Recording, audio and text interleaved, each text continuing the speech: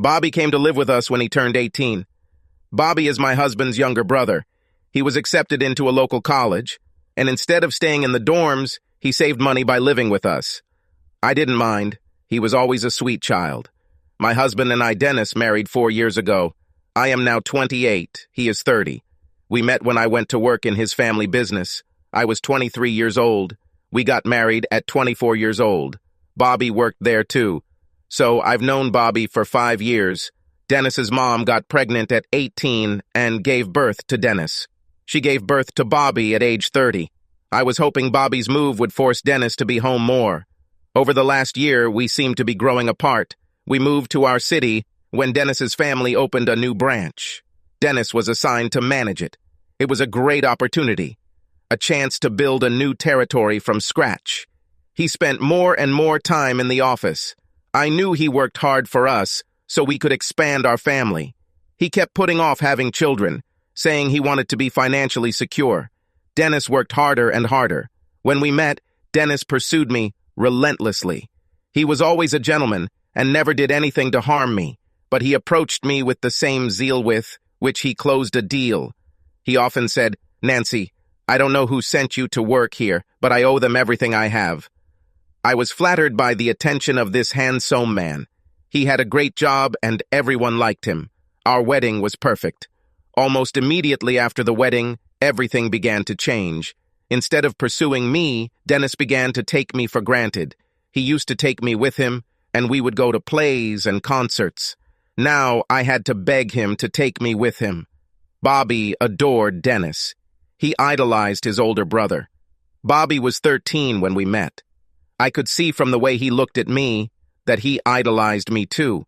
He was always following me around and trying to do something for me. It was so sweet and honest that I was flattered. He was and remains a wonderful child. Unfortunately, when Bobby moved out, it had the opposite effect on Dennis. He stopped showing up at home completely. I share everything with my sister Jane. She lives about a mile from here. We see each other often. I told her that I want my husband and I don't understand what's going on. Why isn't he around all the time? Janie assures me that Dennis loves me and that he is working hard to provide for me and our future children. I want to believe it. In Dennis's absence, Bobby became my main human contact. We spend a lot of time together. Bobby idolizes me, always helps around the house. When I get home, his dinner is already ready. When I leave for work, his coffee is already ready, and he is always ready to give a compliment. We spend a lot of time together, talking, watching TV, and hanging out. He is my main confidant. We even discussed how much I miss Dennis.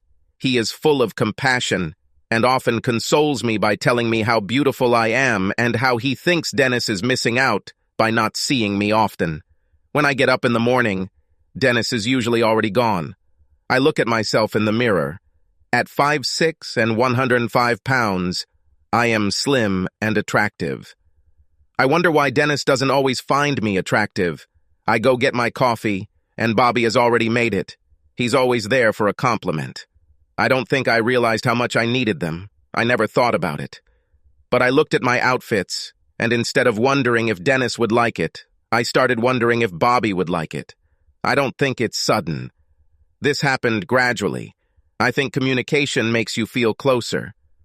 I began to look forward to my dinners with Bobby. I stopped asking Dennis often about dinners and outings. Sometimes when Dennis was home, it almost felt like an intrusion. I think this is where the part I'm not proud comes in. Looking back, I know I should have made some decisions, but I didn't really understand what was going on. One day I came home early. Bobby was lying by the pool. He didn't hear me come in. He was lying by the pool in his surf shorts, sunbathing. Somehow I looked at him in a new way. He looked like a taller, lanky version of Dennis. Broad shoulders, thin waist, muscular arms. I thought how handsome he was, and wondered why he didn't go on dates. I decided to join him by the pool and went to my room to put on my swimsuit. I have some. I chose the skimpiest string bikini. There was nothing indecent about it. It can be worn to any beach, but shows a lot of skin. I grabbed a towel and headed towards the pool. "Wow, you look great," he said when he saw me. I couldn't help myself, and turned around so he could see the entire suite. Do you like it? Definitely. I don't think I've ever seen anyone look better in a bikini. Come on. Your school must be full of cute little teenage girls who look better in bikinis. Maybe, but I compare every girl I know to you, and so far not one has stood up to comparison. Wow, that was nice. I felt a shiver run down my spine. He used me as a standard for other women. How cool it was. I laughed and said, "Well, I think you'll find her." And I went to jump into the pool. I may have swayed my hips a little more as I did so. I felt like he was watching me. I jumped into the pool and swam a few laps. "And you?" He jumped up and dived into the water. He swam up to me, grabbed my legs, and dragged me deeper. We wrestled a bit in the water, splashing and pushing each other. At some point, he grabbed me, lifted me over his head, and was about to throw me. I felt his hand very keenly. My bikini bottom rode up a little, and he placed a strong hand on my ass as he lifted me up. I enjoyed this feeling. When he left me, I was sad that I no longer had his hand on my butt. I swam up, wrapped my legs around his waist, and tried to dunk him. When he pushed me, I slid further down his body. Suddenly, I realized that my legs were wrapped around his ass, and I pressed myself closer to him. Mixed feelings of guilt and excitement filled me. It had been a long time since Dennis and I had sex. I liked this feeling. The last time Dennis and I had sex, I felt no emotion, no lovemaking. He just had sex with me. I felt empty. While these thoughts were running through my head, I let go of Bobby and swam away. Feelings of guilt and excitement overwhelmed me. Little by little, good things happen. I got out and went to the shower. In the shower, I let the hot water cascade over me. As soon as this happened, my thoughts turned to Bobby. I could imagine his body, feel his hand on my ass. There was a vague thought about somehow making love. This time, it definitely applied to Bobby. I got dressed for dinner. Again, without realizing it, I wondered what Bobby would want me to wear. I opted for cute, tight terry short shorts and a fitted V-neck t-shirt. The shirt showed his stomach a little. The shorts ended right at the bottom of my ass. I went without a bra. In the end, I reasoned that I wasn't going anywhere else and could dress more comfortably. After getting dressed, I went to the kitchen to prepare dinner. Bobby was there before me and was already cooking. His shorts were dry and he was wearing a white tank top. I admired his waist and shoulders from the back. He turned around, saw me, and smiled. I realized that I hadn't noticed anyone smiling at me for a long time. I felt a tingling sensation in my stomach. I liked it. I felt like I wanted more smiles. We had a good dinner. Now looking back, I realize that I was flirting. At the time, I just thought it was a great conversation. I touched his hands, I was happy, and laughed. That evening, Dennis returned home around 10:30. I was in bed. I was waiting for him. All I was wearing was a see-through t-shirt. I got out of bed, grabbed him, and kissed him. I wanted sex. He pushed me away. "Not today, Nancy." "I'm tired." I exploded. "Tired? You're always damn tired. We haven't had sex for months. How can a 30-year-old guy be so damn tired that he doesn't want sex?" He told me to calm down, like, "Bobby can hear me." "So what?" I shouted. "You don't want your brother to know that you don't satisfy me? You're never home." He probably already knows this. Dennis left. I don't know where he went. I sat on the bed and cried until I fell asleep. The next morning, I woke up with a headache and went to get coffee. I didn't realize that I was still wearing only my see-through t-shirt. I just went to the kitchen. Bobby was sitting at the table. He raised his eyes and stared at me. I realized that my breasts were visible through the t-shirt, and it did not cover my bare ass. I probably should have covered myself. I didn't. Something in me felt that by exposing myself to Bobby, I was getting back at Dennis. I just said good morning and started talking as if everything was normal. "I think you heard us last night." Bobby laughed shyly. It was pretty hard not to hear. "I'm really sorry. I do not know what to do." I started crying. Bobby stood up and came over to comfort me, even though he was confused by my nakedness. Finally, I leaned against his chest and cried. He put his arm around my shoulders. Eventually, he left for school. I received a message from Dennis. "I'm sorry about last night. You're right. I need to be home more often. I have a lot to do this month, but once it's all over, I promise I'll be home more often." "Thank you," I replied. Then I called my sister Janie. I told her the whole story of the quarrel. She was very sympathetic to me.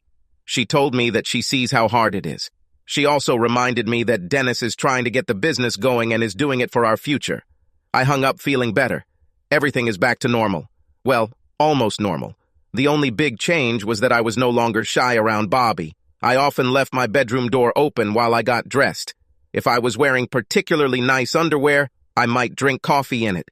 After work, I would just put on an oversized t-shirt and nothing else. Sometimes when Bobby and I went to watch TV, I would wear a sexy nightie or other lingerie. I wore a light translucent robe over it to pretend that I was behaving decently, but it often fell open. Dennis probably assumed that all my underwear was for him. This was not the case. This was so Bobby could see me. For his part, Bobby felt comfortable enough with me showing off to compliment me. Sometimes he asked me to take off my robe so that he could see my outfit. He once told me that I had a great ass. I lifted my t-shirt, showed him my ass, and asked if he really thought that way. And then it happened. One day I went shopping. In the store, I saw a small gift that I knew Janie would like. I bought it and decided to go to her house and deliver it. When I got there, I was surprised to see Dennis's car. I got out of the car and headed towards the door. Usually I went right in. That day I stood. I was afraid of what I would see. I opened the door. Voices were heard in the corridor. I walked towards them. These were the sounds of sex. I didn't want to look, but I knew I had to. I wasn't prepared for what I saw. I quickly came to my senses, took out my phone and started shooting video. After a couple of minutes, I stopped and crept back to my car. I sat there, not breathing. I was angry. I was humiliated. I was crushed. A million emotions. The strongest thing was anger. Well, anger and doubt. The closer I got to the house, the angrier I became. I wanted revenge. He had sex with my sister while I was home, begging him to have sex with me. Why? What did she have? I was a good lover. Isn't it? I never said no. I wanted what he wanted. I tried to be his mistress. Why Janie? And Janie? How could she do this to me? How could she listen to me being heartbroken and still sleep with my husband? What kind of person is she if she does this? I parked the car and slammed the door. I rushed home and slammed the door again. Bobby was there. One look at me and he knew something was wrong. He stood up and approached me. I don't know what came over me. I grabbed him by the shirt, pulled him towards me and kissed him. He pulled away and asked, "What's going on? What's happening?" "What's happening is that I'm going to enjoy you to the fullest." He seemed to start protesting. Then he stopped. When I tried to kiss him, he kissed me. I don't blame Bobby. He is 18 years old. I am 28 years old. The woman he's been dreaming about for 5 years just told him she's going to have sex with him. Where was he supposed to go? I pushed him onto the sofa. Having done this, I unzipped my skirt and stepped out of it, leaving it lying on the floor. I kissed him again, pushed him harder onto the sofa, and knelt down in front of him. He watched me closely. Our eyes met. "I was wondering what you would think, Dennis, if you saw me now.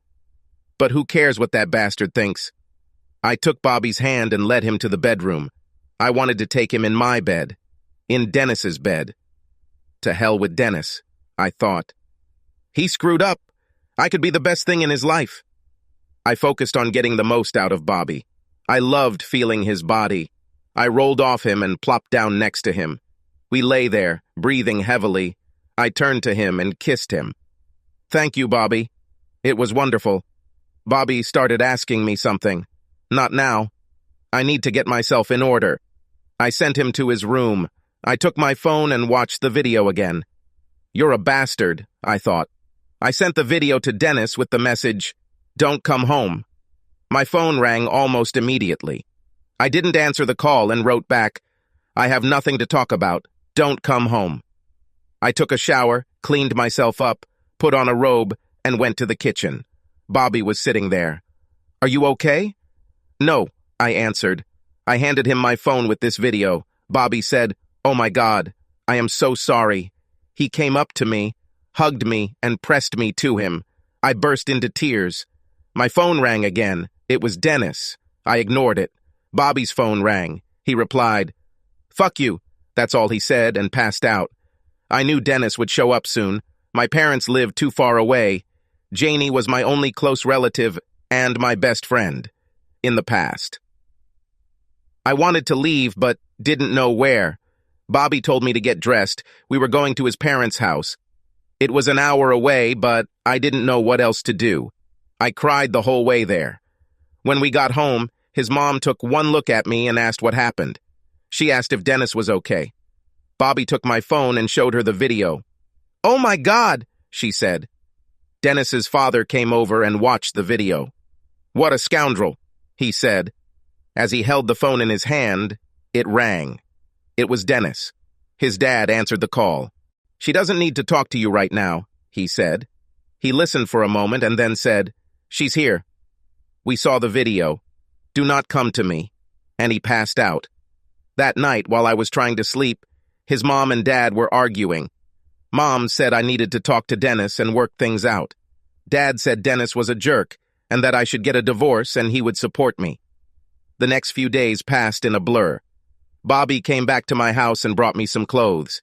He waited for Dennis to leave. Janie and Dennis tried to call me several times. I didn't answer their calls. His mom was talking to Dennis. She told me he was sorry and wanted to work things out.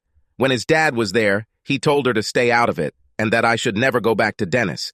I couldn't stay there forever, so I started looking for a place. Dad saw this and asked what I was doing.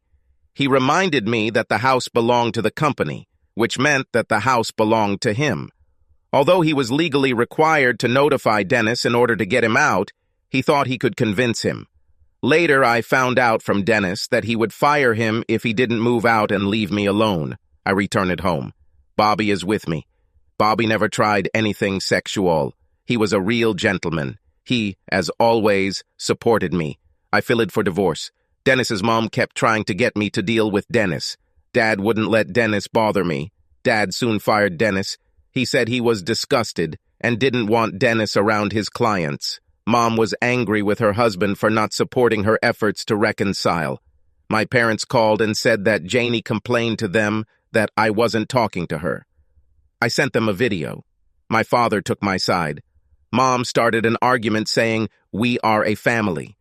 After a few months, things began to calm down. I refused to talk to Dennis or Janie. My mom wanted me to talk to Janie and was angry that I didn't. His mom wanted me to talk to Dennis. Dad supported me, which caused them problems at home. One evening, I came home from work. Bobby was in the kitchen preparing dinner. He turned around when he saw me enter. He prepared a glass of wine for me. "Dinner is almost ready," he said. "I'm not very hungry yet." "Does it endure?" "No problem," he said. "It can wait." Approaching him, I reached to the side and unzipped my skirt. I let it fall to the floor, stepped out of it, and walked over to Bobby. She took his hands in hers and said, "Okay, then make love to me." Subscribe to our channel so that your second chaff doesn't cheat on you, and go ahead and listen to the next story, because this story is nothing compared to the next one. If you're under 18, don't even think about listening to the next one.